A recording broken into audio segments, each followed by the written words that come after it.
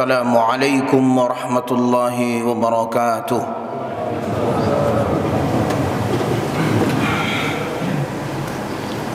Alhamdulillahi rabbil alamin. Assalatu wassalamu ala asyrafil anbiya'i wal mursalin wa ala alihi wa ashabihi wa barik wa sallim ajma'in. Alhamdulillahilladzi hadana lihada wa ma kunna linahtadiya laula an hadana Allah. Wa ma kunna linahtadiya laula an hadana Allah. Asyhadu an la ilaha illallah wahdahu la syarika lah. Wa asyhadu anna Muhammadar Rasulullah sallallahu alaihi wasallam. Allahumma salli wa sallim wa barik ala hadan nabiyil karim. Salawatullahi wa salamuhu wa safihu min khalqihi wa habibuhu man tabi'ahum bi ihsanin ila yaumiddin. Ayyuhal muslimun wa ma'asyiral muslimin rahimakumullah. Ittaqullah faqad fazal muttaqun. Qala Allah Ta'ala fi kitabihil aziz. A'udzu billahi minasy syaithanir rajim. Bismillahirrahmanirrahim. Ya ayyuhalladzina amanu ittaqullaha haqqa tuqatih wa la tamutunna illa wa antum muslimun. Ma'asyiral muslimin, fardu Jum'ah Masjid Ad-Diya yang diberkahi, dimuliakan Allah Subhanahu wa ta'ala. Marilah kita bersyukur, hendaklah kita bermunajat, memohon ampun kepada Allah, memohon pertolongan. Tiada daya, tiada kekuatan kecuali Dialah yang maha kuat, yang maha bijaksana, yang maha mendengar, maha melihat, maha mengetahui. Dialah Allah Subhanahu wa ta'ala. Kepadanya lah kita menyeru, kepadanya lah pula kita berserah diri.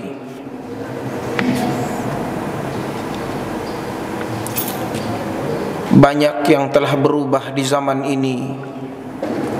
Sedih bertambah sedih akan kondisi umat Islam.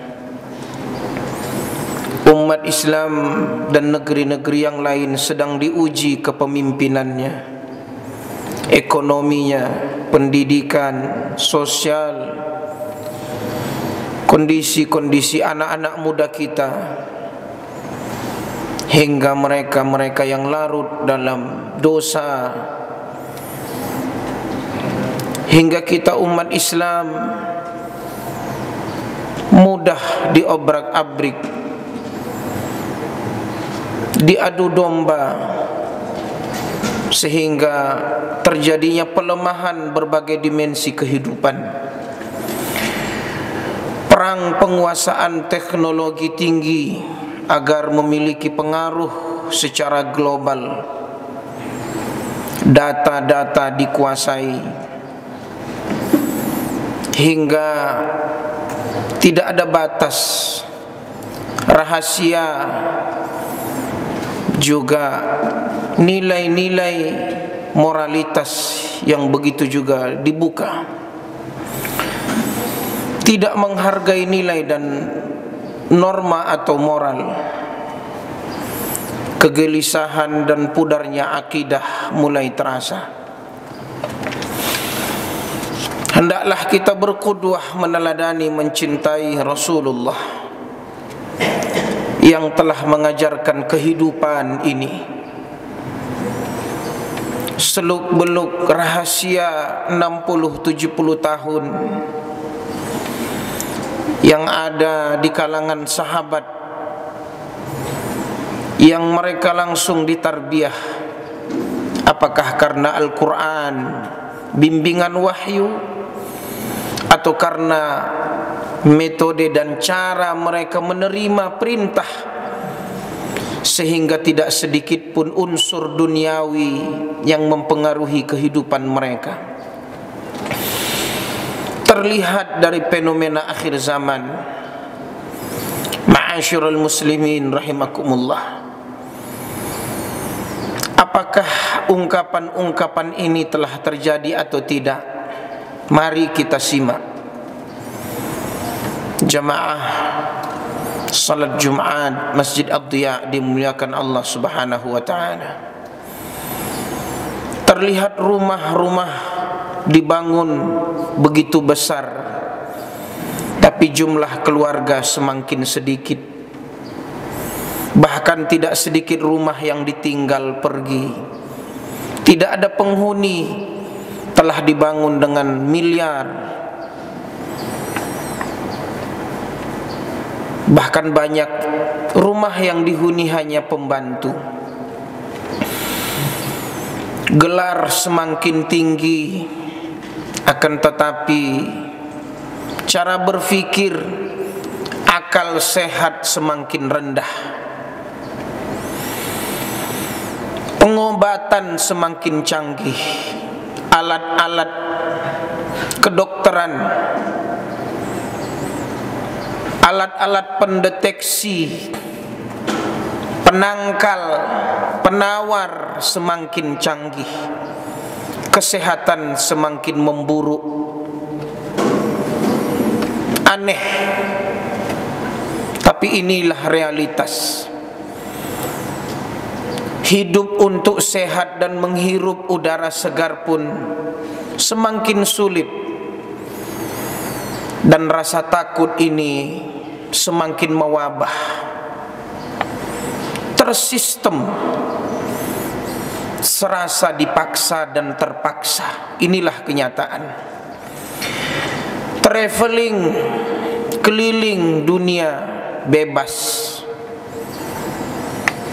tapi tak kenal dengan tetangga. Transportasi begitu canggih, berpindah tempat begitu semakin cepat, begitu juga alat komunikasi. Tetapi orang-orang dekat semakin jauh. Penghasilan semakin meningkat, ketentraman jiwa semakin kurang. Masih banyak yang terasa kurang, banyak yang harus dibenahi untuk melengkapi kenikmatan dunia yang tanpa batas dan tak pernah kurang dan puas. Tapi ketentraman jiwa semakin hari semakin hilang. Kualitas ilmu semakin tinggi, kualitas emosi semakin rendah. Perdebatan, perkelahian, hingga mereka yang jatuh dalam lingkaran-lingkaran permusuhan, bahkan mereka sesungguhnya realitasnya adalah muslim. Karena emosi semakin rendah, padahal ilmu mudah didapat. Padahal kata Nabi, orang yang kuat bukanlah yang menang bergulat, tapi mereka yang mampu menahan amarahnya. Al-Quran juga mengarahkan wajadilhum billati hiya ahsan. Sekalipun terjadi perdebatan, berdebatlah dengan yang baik, cara yang baik, yang santun. Jumlah manusia semakin banyak, kuantitas semakin banyak, tapi rasa kemanusiaan semakin menipis. Egois, individualis, menang sendiri, senang sendiri, tapi di depan mata tetangga tidak makan, Ada rumah yang akan roboh, kelaparan menimpa, anak-anak yatim terbiarkan, pemulung semakin banyak, rasa malu semakin berkurang. Apakah ini sudah zamannya?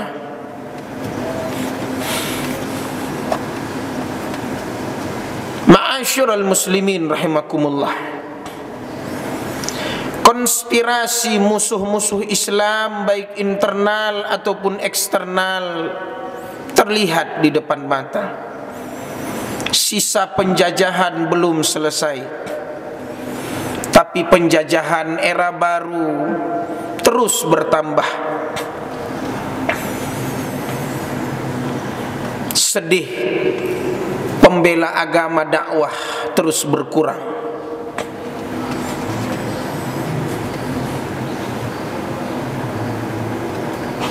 Dahsyatnya era digital, media sosial, hiburan, klub-klub, olahraga, yayasan, dunia perfilman yang semua dibungkus dengan perzinahan dan aurat pun telah terlihat, nampak terang-terangan.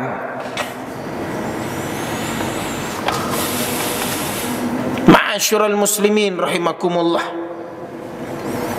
Akankah kita menyerah? Apa yang harus kita lakukan?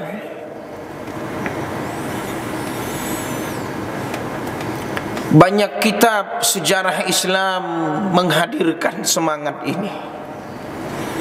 Mereka berpesan, jangan pernah kehilangan kegembiraan sesulit apapun. Jangan pernah dada ini, jangan pernah setan akan mengelabui hadirnya orang-orang yang putus asa di negeri ini sesulit apapun. Kita harus punya bunker hamasah, semangat, nilai perjuangan. Telah terjadi di kalangan sahabat, tabi'in, hingga negeri kita yang mewariskan semangat bambu runcing. Sekalipun yang harus dimakan di hutan sana adalah rotan,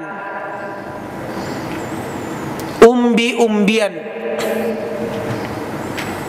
tapi agama dan tanah air tetap dipertahankan. Musibah ini tidak lain adalah isyarat dari Allah agar kita bersungguh-sungguh berjuang, tegak ukhuwah, persaudaraan, bersatu. Sehebat apapun rekayasa, itu hanya masih dunia ciptaan Allah yang mereka menyelewengkan segalanya. Itu masih dalam lingkaran kekuasaan Allah. Allah yang memberi izin, isyarat dari Allah agar kita lebih berikhtiar dari apa yang sekarang, yang dulu, yang pernah terjadi dan yang akan datang. Saat-saat sempit, himpitan, tekanan, konspirasi, saat itulah Allah membuka peluang. Wa may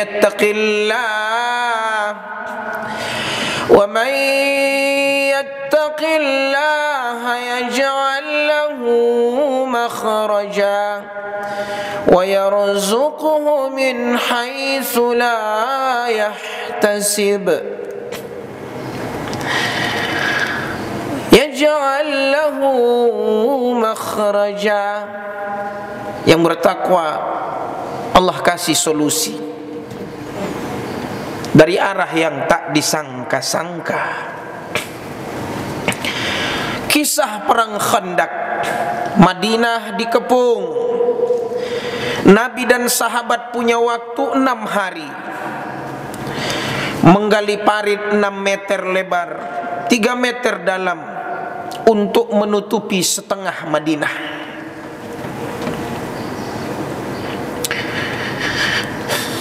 Musim dingin, musuh 10.000 pasukan dengan berbagai kabilah berkumpul untuk menunjukkan makar kekuatan menghabisi utusan Allah dan pengikutnya yang tak seberapa ketika itu. Turun ayat Allah Al-Ahzab ayat 10 ayat 11. Bahkan saat menggali parit ditemukannya bongkahan batu yang sangat besar.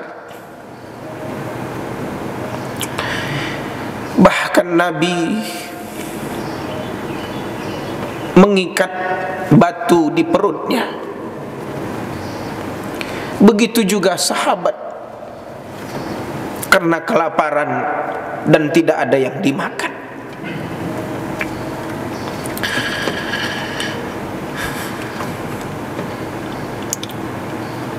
Namun Rasulullah turun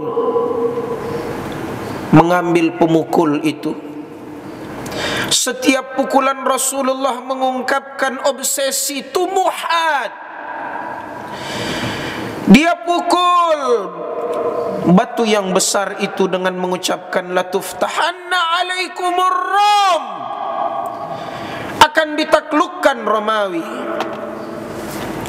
La tuftahanna alaikum Faris, akan ditaklukkan Persia. Itulah obsesi. Padahal kondisi badan sahabat tidak memungkinkan. Bila dikaitkan dengan kondisi saat ini, seolah-olah siapa yang bisa bertahan dialah yang bisa hidup lebih lama. Namun pesan sejarah ini, berfikirlah dengan cara yang tidak difikirkan oleh lawan kita. Karena mereka juga berfikir bagaimana mengkerdilkan, merusak syariat ini. Karena kita lengah. Pesan ini, berfikirlah apa yang belum dipikirkan oleh lawan sebelum terlambat. Begitu juga kisah perang Khalid bin Walid. Pemimpinnya Khalid bin Walid disebut the rule of strategy.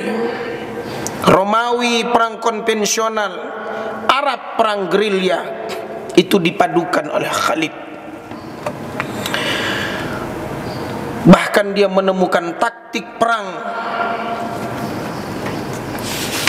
Dan kisah ini begitu indah. Komandan disuruh bergantian.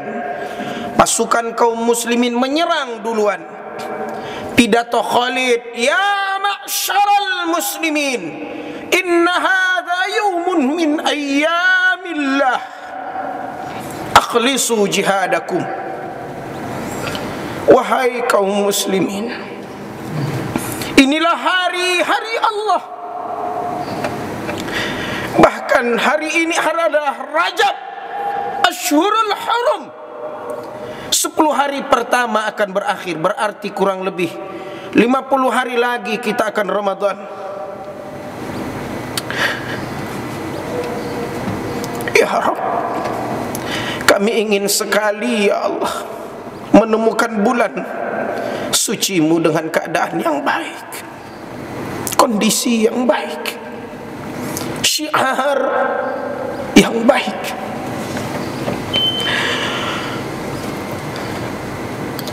Ikhlaskanlah perjuangan kalian, kata Khalid. Kata Khalid, daripada kalian sibuk menghitung jumlah musuh, lebih baik kalian sibuk memenggal kepala musuh.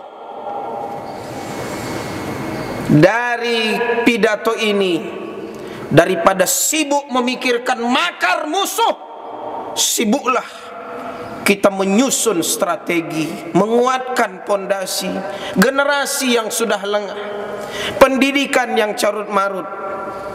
Ayah inilah saatnya kita berikhtiar lebih dalam, lebih kuat. Ma'asyiral muslimin rahimakumullah. Terakhir kalimat dari Sayyidina Abu Bakar As-Siddiq. Melihat kaum riddah, begitu wafatnya Nabi banyak yang murtad.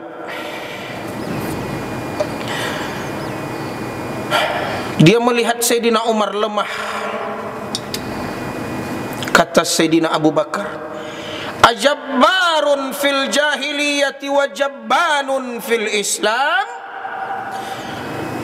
Dia menyindir Sayyidina Umar, ada dulu orang hebat di masa jahiliyah, tapi pengecut di masa Islam. Wallahi law lam yakun fil muslimina man yuharibuhum illa jundun wahid, falyakun ana dzalikar rajul. Demi Allah, law lam yakun minal muslimin, kalau memang tak ada satupun dari orang Islam yang berani melawan, kecuali satu prajurit tentara, sudah dipastikan itulah aku, kata Sayyidina Abu Bakar. Ada rasa optimis. Barakallahu li wa lakum fil Qur'anil azim. Nafa'ani wa iyyakum bima fihi minal ayati waz zikril hakim. Taqabbalallahu minni wa minkum tilawatan was samiul alim. Fastaghfiruh innahu huwal ghafurur rahim.